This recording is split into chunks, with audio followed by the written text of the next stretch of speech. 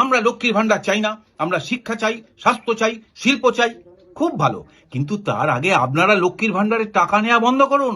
আরে কি দারুণ জবাব! একেই বলে মুখের উপর জবাব, পুরো আগুন। জ্যাঠামশাই, আপনি তো পুরো রক। নমস্কার জ্যাঠামশাই, আপনার বয়সের প্রতি পূর্ণ শ্রদ্ধা রেখেই বলছি।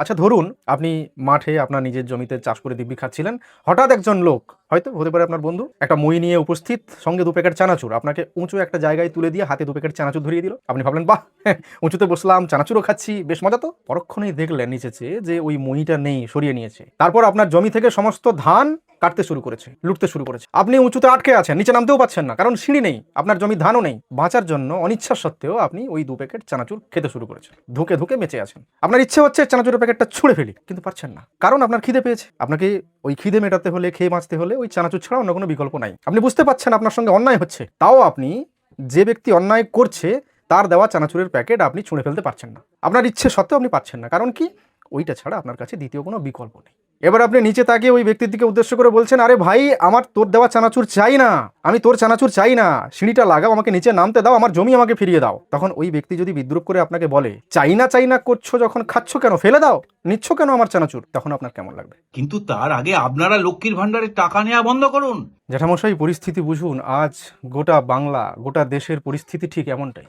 সরকার চাকরির পরীক্ষা বন্ধ করে দিয়েছে, শিল্প দূর করে মানুষের স্বাবলম্বী হওয়ার মইটা কেড়ে নিয়েছে, যোগ্যদের হকের চাকরি লুট করে মেধার অবমূল্যায়ন করে মানুষের স্বাভাবিক আয়ের পথ বন্ধ করে দিয়েছে। তার বদলে এই ভাতা নামক চানাচুর ধরিয়ে দেওয়া হচ্ছে, উঁচুতে তুলে মই সরিয়ে। মানুষের কাছে কোনো বিকল্প নেই ওই ভাতা ছাড়া। আগে বিকল্প তৈরি করতে হবে, তারপরে ওইটা বন্ধ করতে হবে। মানুষ আজ বুঝতে পারছে যে এই দান খয়রাতি আসলে তাদের মেরুদণ্ড ভেঙে দিচ্ছে, তাদের মেরুদণ্ড ভেঙে ফেলার একটা মস্ত বড় চক্রান্ত।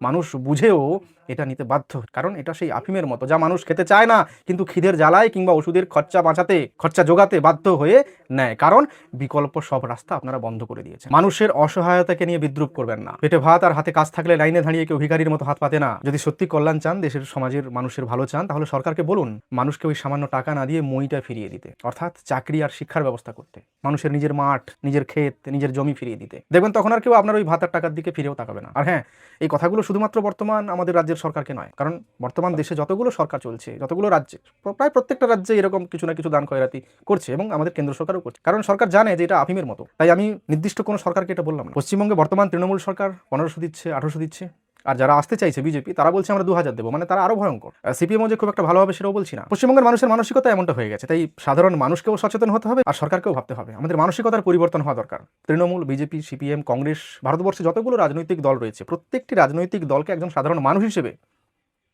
আমার এটাই বলার।